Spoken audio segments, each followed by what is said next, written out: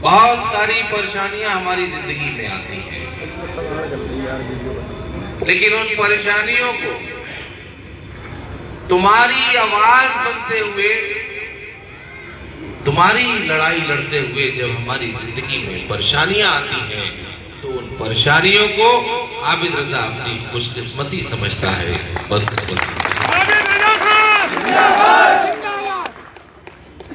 बड़े बड़े नेताओं से लड़ता हूं तुम्हारी खातिर, पहाड़ों से लड़ता हूं, क्योंकि मेरे मजहब ने मुझे ये सिखाया है कि हक पे चलते वक्त, उसूल पे चलते वक्त ये मत देखो कि सामने कितना बड़ा आदमी खड़ा है। हजरत अली का कौल है कि जब भी हक पे चलोगे, उसूल पे चलोगे, सच पे चलोगे, इंसाफ की लड़ाई के लिए जब लड़ोगे तो साथी कम रह जाएंगे, साथी कम रह जाएंगे, और हो सकता है कि साथी खत्म भी हो जाए। और जिस दिन हक की लड़ाई लड़ते वक्त तुम्हारे साथी कम हो जाएंगे, और एक दिन वो भी आ सकता है कि साथी एक भी ना बचे। भाई जिंदाबाद के नारे ना लगाओ ना, खुद ही देर में आ रहे हो। जब अकेले खड़े रह जाओगे, हक की लड़ाई लड़ते वक्त, इंसाफ की लड़ाई लड़ते वक्त, उसूल की लड़ाई लड़ते वक्त जब अकेले खड़े रह जाओगे, तो अल्लाह ने वायदा किया है कि मैं तेरा साथ दूंगा। कायनात चलाने वाला बादशाह कह रहा है कि अक्सरियत के पीछे मत भागो, बहुमत के पीछे मत भागो, सच्चाई के पीछे भागो, उसूल के पीछे। यह संख्या हो सकता है कम हो। मैं यहां की रिपोर्ट लेते आ रहा था। याद करो जंगे बदर 313, कितने? 313, और सामने एक बड़ा लश्कर था, हजारों का लश्कर था, और 313 पे संटियां थी, कुल 7 से 8 तलवारें, चंद घोड़े, और सामने एक बड़ा लश्कर जिनके पास हाथी, घोड़े, तलवारें और ढाल भी। लेकिन लड़ाई थी उसूल की, सच की, हक की, इस्लाम की।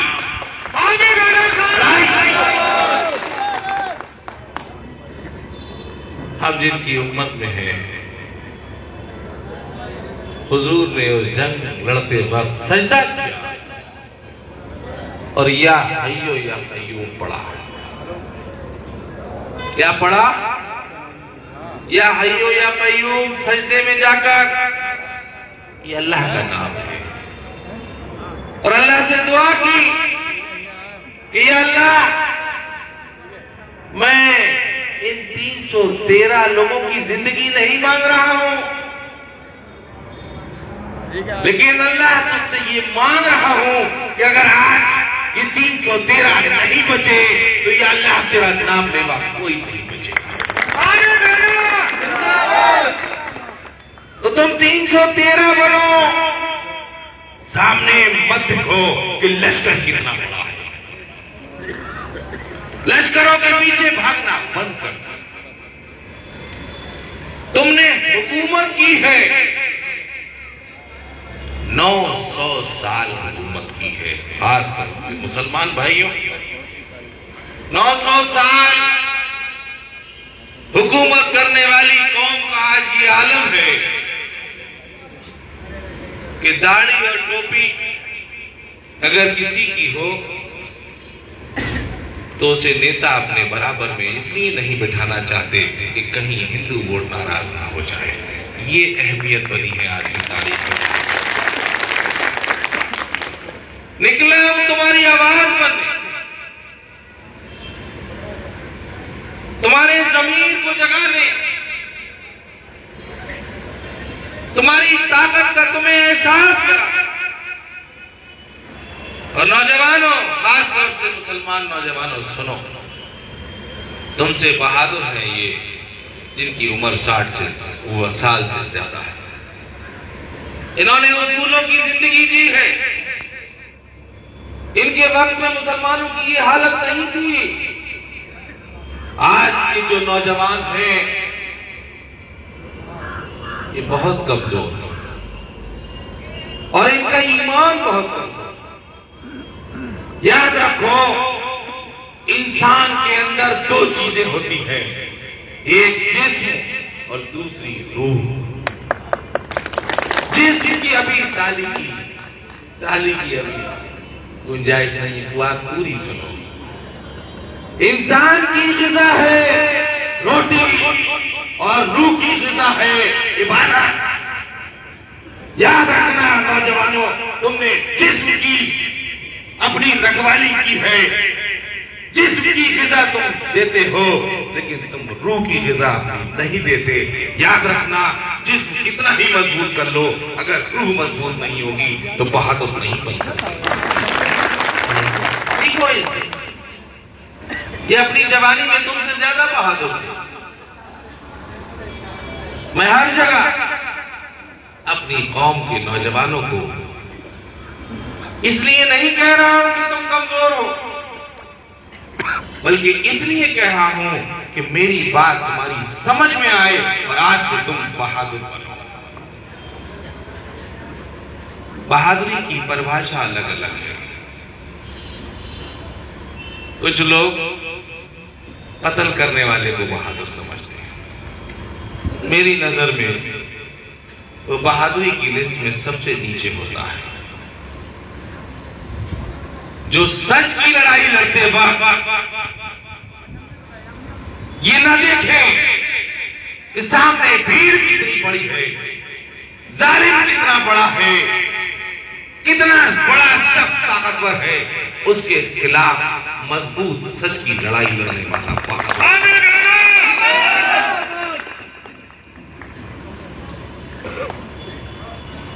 मेरी बात कुछ समझ में आई?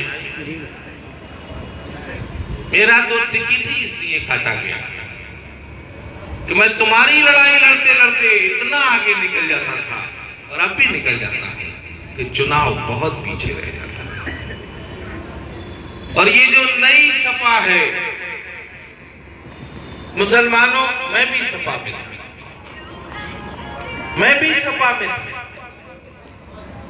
मैंने भी मुलायम सिंह यादव जी जिंदाबाद कहा है, मैंने भी आजम खान जिंदाबाद कहा है। साइकिल के दो पहिए हुआ करते थे, एक तो मुलायम सिंह जी का नाम दिया जाता था और एक को आजम खान का नाम दिया जाता था। आज की ये जो नई सपा है, देखो और महसूस करो, इन्हीं दो लोगों के कारनामों की वजह से तुम लोग सपा में रहा करते थे। तो मेरी बात गलत? देखो, आज एक को घर में कैद कर दिया है और दूसरे को जेल में कैद कर दिया है। ये है नई सपा। ये नई सपा है जिसमें एक को घर में कैद कर दिया गया और एक को जेल में कैद कर दिया, और एक ऐसा शख्स जो पार्टी बनाने में बहुत उसका बड़ा रोल है, उसके एक बेटे तक को टिकट नहीं दिया गया। ये है नई सपा। इस नई सपा में आज शीर्ष नेतृत्व के बराबर वाली कुर्सी पे कौन बैठता है, हम बताते हैं। घुटन हो रही थी, हिंद हिंदू वाहिनी का अध्यक्ष गोरखपुर का सुनील, जिसने ये बयान दिया कि मुसलमानों की लड़कियों को कब्र से निकाल के इनके साथ बलात्कार करो, आज वो समाज नई सपा के शीर्ष नेतृत्व के बराबर वाली कुर्सी पर बैठता है कि नहीं बैठता है? जो लोग मोबाइल चलाते होंगे वो देख लेंगे, ऐसे शख्स को बिठाला जा रहा है। दूसरा, जो तुम्हारी कौम के जियाउल हक सीओ, तुम्हारी कौम में सिपाही बनना मुश्किल है, कैसे वो शख्स सीओ बना? आज की हालातों में तुम्हें नौकरी मिलना मुश्किल है। हम एमएलए थे और जियाउल हक सीओ हुआ, उनके जिसने गोली मारी, आज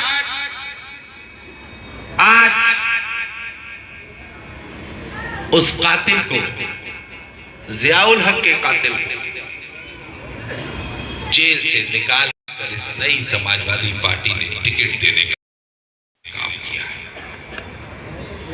सहारनपुर से लेके बहराइच तक जो तुम्हारे मुसलमान मजबूत नेता थे, उन सबके टिकट काट दिए गए। अब इन्हें मुसलमान ऐसे वाला नेता चाहिए जो इनके सामने हाथ जोड़ के खड़ा रहे और जी हुजूर कहने वाला हो। ये एक लंबी साजिश है। तुम्हारे इलाके में, आपके इलाके में एक ऐसे शख्स को टिकट दिया जो हमारे जिले में बीजेपी का प्रत्याशी हुआ करता था, और तुम्हें इस हद तक गुलाम समझ रखा है मुसलमानों कि चाहे तुम्हारे कातिल को, चाहे तुम्हारी कौम के नुकसान करने वालों को, चाहे तुम्हारी कौम की बेटियों को कब्र से निकाल के बलात्कार करने वाले कहने वाले लोगों को, इन्हें ये गलतफहमी है, इन्हें ये यकीन हो गया है कि मुसलमान हमारा इस हद तक गुलाम हो गया है कि चाहे हम इनके दुश्मन को भी टिकट दे देंगे, ये मुसलमान उसको वोट दे देगा। बताओ, ये बात हमारी गलत है? बीजेपी से आया हुआ तुम्हारे इलाके में साइकिल का निशान दे दिया। 5 साल बीजेपी से विधायक बनने के बाद जिसने मुसलमानों पे जुल्म किया हो, सेकुलर हिंदू पे जुल्म किया हो, दलित भाइयों पे जिसने जुल्म किया हो, आज उसे तुम्हारे इलाके में साइकिल का निशान देकर ये अपने अंदर यकीन है उनको कि मुसलमान क्या ऐसे शख्स को वोट देने का हक है? और अगर तुम मुसलमानों ऐसे शख्स को वोट दोगे तो याद रखना, अपने आने वाली मुस्तकबिल के साथ तुम इंसाफ नहीं करोगे, अपने आने वाली औलादों के मुस्तकबिल को गुलाम बनाओगे, और इसका जवाब तुम्हें मरने के बाद अल्लाह को देना होगा। कि इस हद तक तुम लोग बेशऊर हो गए। जो कभी बीएसपी से लड़ता था, कभी बीजेपी में लड़ा, और आज समाजवादी पार्टी से लड़ रहा है, अगला चुनाव पता नहीं किस पार्टी से लड़ेगा। और एक बार के बाद तुम्हारे इलाके में चुनाव लड़ेगा वो शख्स या नहीं लड़ेगा, इसकी भी कोई गारंटी। हमारी बात समझ में आई कि नहीं आई? अपने इलाके में समझाओगे, हमारी बात मानोगे, तो फिर लक्ष्मण प्रसाद जी को अपने इलाके से एमएलए बनाओ।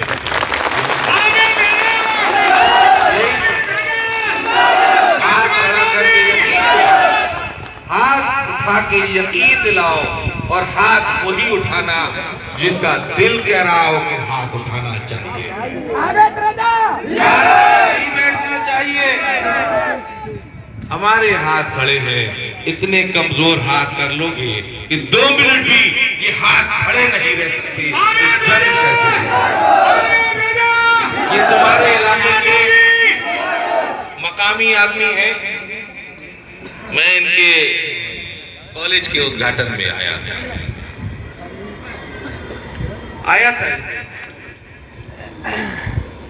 एजुकेशन पे काम कर रहे हैं, मेडिकल कॉलेज भी बनाया है और हमारे मजहब में एजुकेशन को बहुत तरजीह दी गई है। सूरह इक़रा नाजिल ही इस बात पे हुई कि अगर पढ़ने के लिए तुम्हें चीन भी जाना पड़े तो तुम्हें जाना चाहिए। मुझे यकीन है कि लोधी साहब जब इस इलाके के एमएलए बनेंगे तो इस इलाके में एजुकेशन की और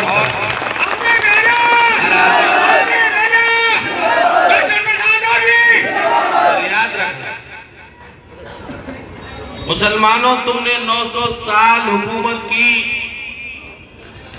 मोहम्मद बिन कासिम से लेके बहादुर अली शाह जफर तक।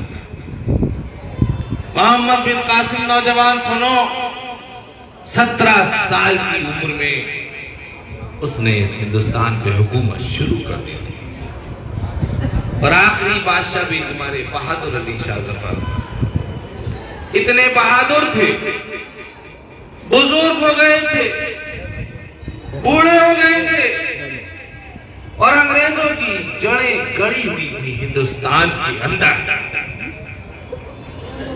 अंग्रेजों ने बुढ़ापे में उनका जब बहादुरी का पैमाना आका और देखना चाहा, अब भैया तो रुक जाओ एक मिनट, देखना चाहा कि बहादुर अली शाह जफर में अब कितना दम है। उन्होंने 2 बेटों के कत्ल करके उनका सिर सीरी में रख के और कपड़े से ढक के जब बहादुर अली शाह जफर राजा के पास भेजा, मैं बताना चाहता हूं तुम्हारी कौम की बहादुरी का जिक्र। एक बूढ़ा शख्स बुढ़ापे में जिस्म जवाब दे देता है, लेकिन रूह अगर गुलाम ना हो, रूह इबादत की हो, रूह मजबूत हो, तो कब्र में जाने तक भी कोई बूढ़ा कमजोर नहीं होता। बहादुर अली शाह जफर के पास जब उनके 2 बेटों का सर सीनी में रखकर कपड़ा ढककर जब अंग्रेजों ने भेजा और कहा कि ये तोहफा भेजा है, और जब वो राजा के पास बहादुर अली शाह जफर के पास जब गया, वो सीनी से जब कपड़ा हटाया तो 2 जवान बेटों के साथ क्या होना चाहिए था? गश खा के गिर जाना चाहिए था या आंख में आंसू आ जाने चाहिए थे, हिम्मत हार जानी चाहिए थी, लेकिन ऐसा नहीं हुआ। बल्कि बूढ़े बादशाह ने अपने 2 बेटों के सर देखकर ये कहा कि या अल्लाह, अब तक मैं हिंदुस्तान का बादशाह था, आज हिंदुस्तान पे शहीद होने वालों के बेटों का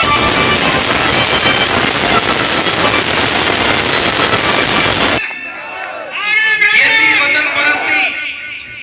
याद रखो, 3 चीजों के लिए जरूर लड़ा करो।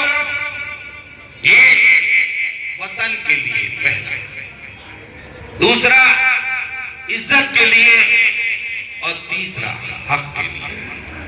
तुमने वतन के बारे में सोचना कम कर दिया, इसीलिए आज भारतीय जनता पार्टी के लोग कहीं ना कहीं हमें कमजोर होने में कामयाब हो।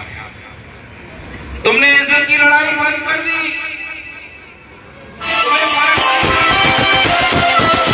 पड़ोसी की बेइज्जती, तुमने मुट्ठी बांधना बंद कर दी, तुम बिखर गए, इसीलिए कमजोर हो गए। तुमने हक की लड़ाई लड़ना भी बंद कर दी, तुम सिर्फ अपनी बीवी, बच्चे, बहन, भाई, माँ बाप, तुम्हारी जिंदगी बस इन्हीं तक सिमट कर रह गई। तुम भूल गए कि हुकूमत कैसे करनी। तुम जीत के पीछे भागने लगे, वजूद छोड़ दिया। सीखो जाटा भाइयों से, मैं कहता हूं सीखो जाटा भाइयों से। मुट्ठी बांध के रहते हैं, ये नहीं देखते कि प्रत्याशी कौन है। इन्हें मतलब नहीं है कि किस बिरादरी का है, किस मजहब का है। इन्हें सिर्फ अपनी एकजुटता दिखानी होती है। इनका अपना खुद का एक निशान है, चाहे इनका प्रत्याशी हारे या जीते, ये उस निशान पर मोहर लगाकर साबित करते हैं, ये साबित करते हैं कि हम एक हैं। और इससे इनको बहुत लाभ होता है। सीखो मुसलमानों जाटा भाइयों से, सीखो, बनो मुट्ठी, जीत की तरफ मत भागो। जिंदगी में, सियासत में दो चीजें होती हैं, एक वजूद और दूसरी जीत। याद रखना, जिस दिन तुमने वजूद जीतना सीख लिया, जीत तुम्हारे पैरों में।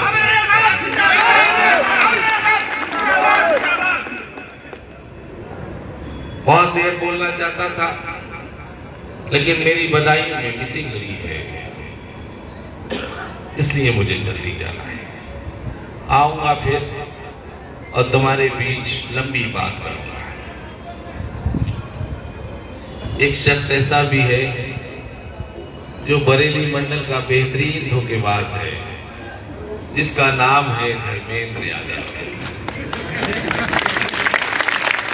डरता नहीं था उस वक्त भी जब सरकार हुआ करती थी। इन्हें भी बेहतरीन धोखा दिया है, बहुत पैसा भी खर्च कराया, बहुत भरोसा भी दिलाया। पूरे इलाके में मैंने पहली ही तकरीर में कहा था कि पैर की उंगली से लेके सिर के बाल तक नंगा कर दूंगा धर्मेंद्र। सही वक्त आने दो, अभी चुनाव चल रहा है, और दुआ करना मेरे लिए, अल्लाह से दुआ करना, अल्लाह से दुआ करना कि मेरी आवाज में ताकत दे, हिम्मत दे।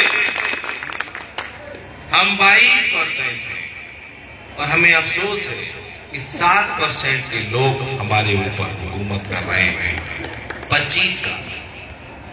जब मैं ये आवाज बनता हूं और जब बदायूं में मैंने ये आवाज बनना शुरू करी थी, तभी धर्मेंद्र से मेरा 36 का आंकड़ा हो गया।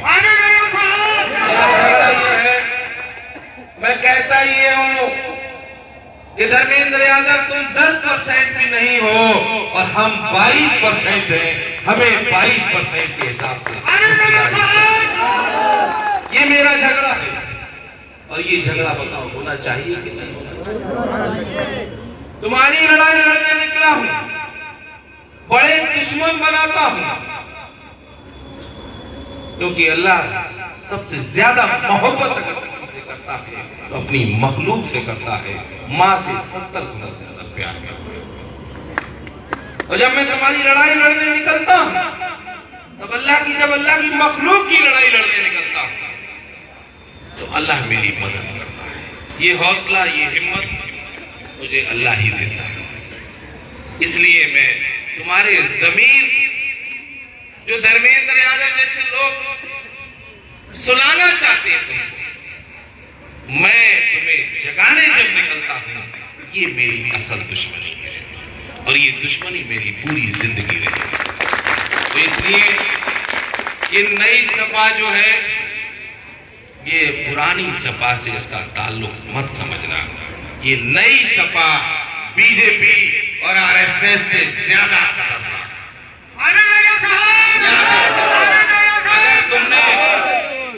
अगर तुमने इस नई सपा को वोट दिया तो तुम आने वाली नस्लों को एक मजबूत गुलामी देकर जाओगे। ये मेरी बात याद रखना। और एक ऐसे शख्स को जो बीजेपी से 10 दिन पहले ही आया हो, क्या यही समाजवादी थी जो भारतीय जनता पार्टी से लड़ाती थी, झगड़ा कराती थी, डराती थी और मुसलमानों से ये कहती थी कि भारतीय जनता पार्टी को हराना है तो हमें वोट दे दो। आज बताओ, यही नई समाजवादी भारतीय जनता पार्टी के लोगों को लाकर जब तुम्हारे इलाके में प्रत्याशी बना रही है, तो बताओ इनका भारतीय जनता पार्टी से क्या झगड़ा बचा? क्या झगड़ा बचा? इतने बेवकूफ बना। जिस बीजेपी से नफरत पैदा करके तुम इन्हें वोट देते थे, आज तुम पे ये भारतीय जनता पार्टी की हुकूमत के आखिरी वक्तों में तुम्हारे इलाके में प्रत्याशी थोप कर तुमसे वोट लेना चाहते हैं। कि बताओ, ये इंसाफ है? ये इंसाफ नहीं है। ये तुम्हारे जज्बातों को पैरों तले रौंदने का काम है। तुम्हें जज्बाती करके, तुम्हें भारतीय जनता पार्टी का डर दिखा के, तुम्हारे अंदर अपनी मोहब्बत के जज्बात पैदा कर, आज भारतीय जनता पार्टी के लोगों को तुम्हारे ऊपर प्रत्याशी बना के थोप कर तुम्हारा वोट लेना चाहते हैं। ये तुम्हारे जज्बातों को पैरों तले रौंदने जैसा है कि नहीं है? मेरी बात समझ में आई तो हाथ उठा के कहो कि आज चौपालों पे जाके, गांवों में जाके, मोहल्लों में जाके मेरे इस तकरीर को आगे बढ़ाओ। मोदी साहब को इस इलाके से विधायक बनाने की पूरी कोशिश करना, खास तौर से मुसलमान भाइयों इनको वोट करना। इसी के साथ मैं अपनी बात खत्म करता हूँ। बहुत बहुत शुक्रिया। और एक आंकड़ा और बताओ, गणित के हिसाब से इनकी बिरादरी, मुसलमान बिरादरी और दलित बिरादरी, इन्हें 3 वोट अगर मिल गए तो इन्हें जीतने से अल्लाह के अलावा कोई नहीं। और मुझे ये भी मालूम है कि आंवला में जब 2 यादव खुद ही चुनाव लड़ रहे हैं तो तुम अपना सारा वोट भी दे दोगे तो भी समाजवादी के प्रत्याशी को नहीं जिता पाओगे। तुम इन्हें हरा तो सकते हो लेकिन उन्हें जिता नहीं सकते। इन्हें वोट दोगे तो ये बीजेपी को हरा देंगे। अगर तुमने इस नई सपा के प्रत्याशी को वोट दिया तो हो सकता है वो तीसरे नंबर पे या दूसरे नंबर पे आ जाए, लेकिन जीत नहीं सकते। नई सपा को वोट देने का मतलब है इनडायरेक्टली बीजेपी को वोट देना, क्योंकि जब यादव ही उनको नहीं दे तो किस बिरादरी पे चुनाव लड़े? ब्राह्मण समाज के लोग, मैंने जानकारी की है, बीजेपी को वोट दे रहे हैं। तुम मुसलमान के वोट पे ही हो इलाके में घूम के अपनी जीत का बताने की कोशिश कर रहे हैं कि मुसलमान हमारा, सारा भी तुम वोट दे दोगे तब भी समाजवादी के प्रत्याशी को नहीं जिता पाओगे। इनके पास 2 वोट पड़ती है, एक ये खुद लोधी समाज के हैं और 50 से 60 हजार दलित वोट जो इनके साथ जुड़ा हुआ है। 2 वोट इनके हैं, खुद के हैं। अगर लोधी समाज का इन्हें आधा भी वोट पड़ गया और दलित समाज तो पूरा ही पड़ेगा, और आधा भी वोट अगर तुमने इनको दे दिया तो इन्हें जीतने से कोई समझा के जा रहा, खाली बड़ी बड़ी तकरीरें करके नहीं जा रहा, क्योंकि उत्तर प्रदेश अभी जातीय सियासत भी होती है। ये 55,000 से पहला वोट शुरू करेंगे। अपनी बिरादरी मिला के बताता हूं, कम से कम 55 या 56,000 से अपने चुनाव को, तुम्हारा पहला वोट जब मुसलमानों पड़ेगा तो 55,001 मां पड़ेगा। तुमने इन्हें 60%, 70% अगर वोट दे दिए, मैं नहीं कहता कि आज के दिन में पूरा 100% कर दो, अगर 50% भी तुमने इन्हें अपना वोट दे दिया तो यही विनर होंगे। 40 से 45 हजार मुसलमान का वोट, दलित वोट जो कि 30 से 35 हजार होगा पड़ता हुआ, 15 से 20 हजार इनका अपना वोट, कितने हो गए 55, और अगर 20 हजार वोट भी तुम्हारा पड़ गया तो इन्हें 75 हजार से ऊपर वोट। 3 कौमें इन्हें दिखती भी मिलेंगी तो 10% वोट ऐसा होता है जो फ्लोटिंग होता है, जो जीतने वाले के साथ जाता है। 2 लाख वोट तो पड़ते ही होंगे, 20,000 वोट ऐसा होगा, 20 नहीं होगा तो 15 होगा, लेकिन 10,000 गारंटी से ऐसा वोट होगा कि मुसलमान और लोधा समाज और दलित समाज अगर एक दे दिया तो 10,000 वोट इन्हें बिना मांगे पड़ेगा।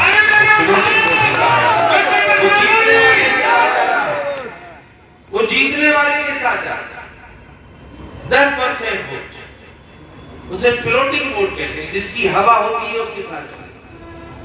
सुबह को ये पूछता है जो बहुत मजबूत लोग होते हैं कि कौन जीता है, तो जाओ आज से अपने अपने इलाके में जाकर ये कहना शुरू करो कि लक्ष्मण प्रसाद मोदी जी, तो 10% वोट वो भी। तो बताओ हमारी बात मानोगे? कुछ समझ में आई? लक्ष्मण प्रसाद जी